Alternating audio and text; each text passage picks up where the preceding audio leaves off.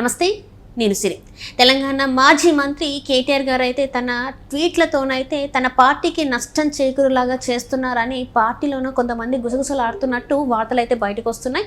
మరి అసలు ఏం జరిగింది, మరి కేటీఆర్ పెట్టే ట్వీట్లు ఆ పార్టీకి ఎందుకు నష్టం చేకూరుస్తున్నాయి అనే అంశాన్ని మనకు వివరించడానికి మనతో పాటు ఉన్నారు ప్రముఖ సీనియర్ జర్నలిస్ట్ డాక్టర్ దుర్గవడ్లమణి గారు. నమస్కారం. నమస్తే అండి మేడం, ఇప్పుడు చూసుకుంటుంటే తెలంగాణలో మాజీ మంత్రి అయిన కేటీఆర్ గారు బీఆర్ఎస్ పార్టీ నేత అని చెప్పుకోవచ్చు.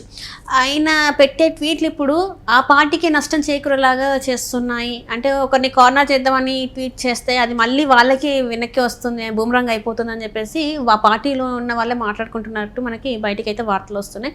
దీన్ని అసలు మనం ఎలా చూడాలంటారు?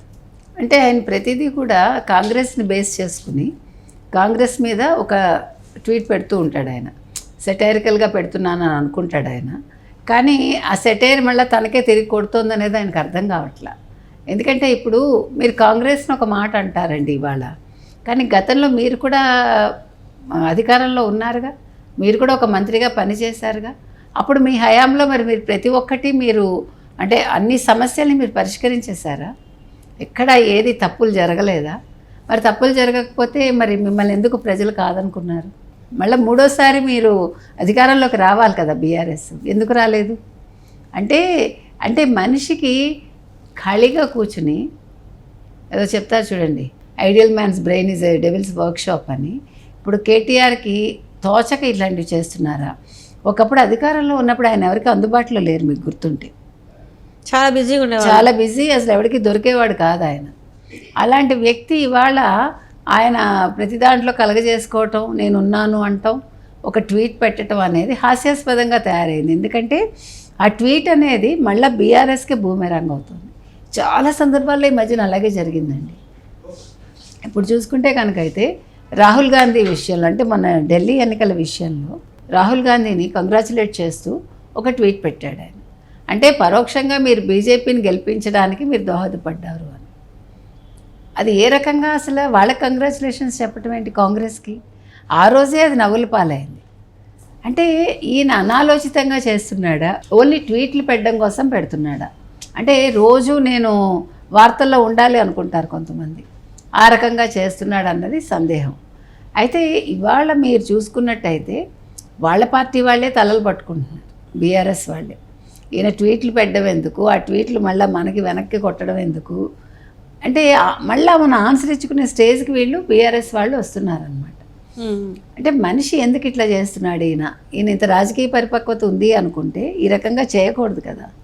ప్రతిదానికి మళ్ళీ రిజాయిండర్ లాగా ఇచ్చుకుంటూ వెళ్ళాల్సి రావడం.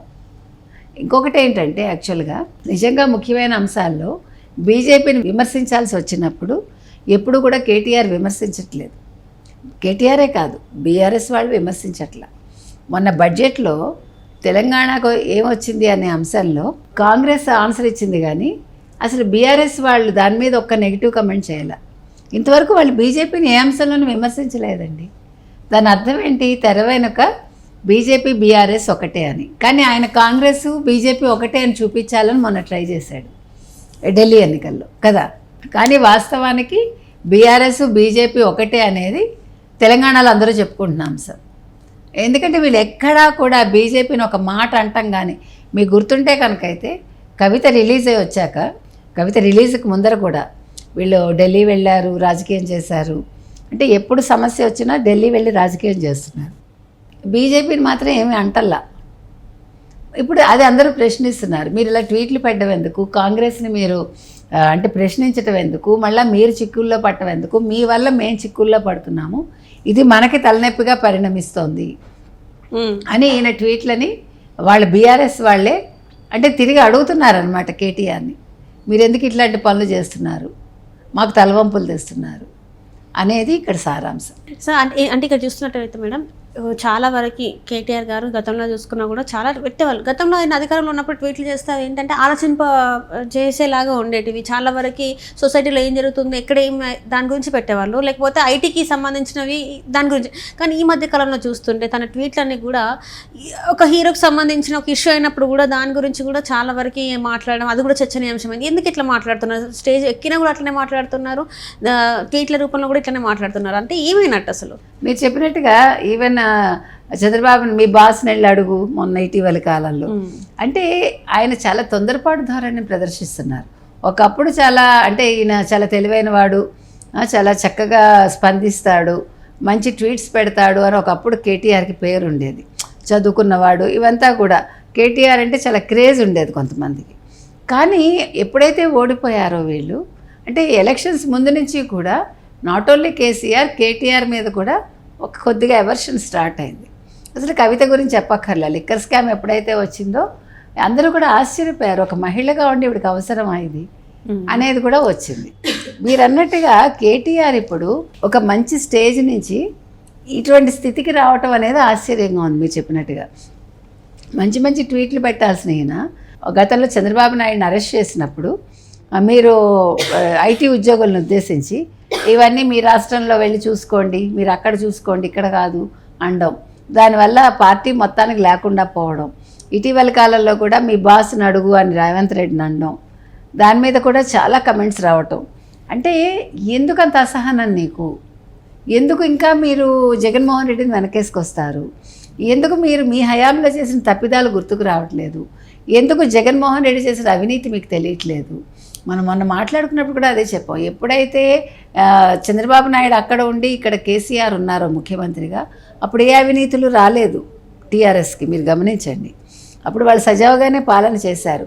2019లో ఎప్పుడైతే జగన్మోహన్ రెడ్డి ముఖ్యమంత్రి అయ్యాడో అప్పటి నుంచి వీళ్ళ పార్టీ కూడా అంటే టీఆర్ఎస్ బీఆర్ఎస్గా పరిణమించటం, బీఆర్ఎస్ కూడా అవినీతి మార్కులు అంటించుకోవటం, ఈ నీటిపారుదలకు సంబంధించి మొత్తం ఈ ప్రాజెక్ట్స్ ఏవైతే ఉన్నాయో అవన్నింటిలో కూడా వీళ్ళు కుమ్మక్కయ్యారు, అవినీతి చేశారు, చాలా ఆరోపణలు ఎదుర్కొన్నారు వాళ్ళు. చెప్పాలంటే వీళ్ళ మీద చాలా వచ్చాయి. ఇప్పుడు ఈ కార్ రేస్ కావచ్చు, అంటే ఒక్కొక్కటి తెర మీదకి వచ్చి అక్కడ జగన్మోహన్ రెడ్డి చేసినట్టుగానే ఇక్కడ వీళ్ళు కూడా ఇరుక్కుని, అంటే స్నేహం అనేది ఏ రకంగా ఉంటుంది.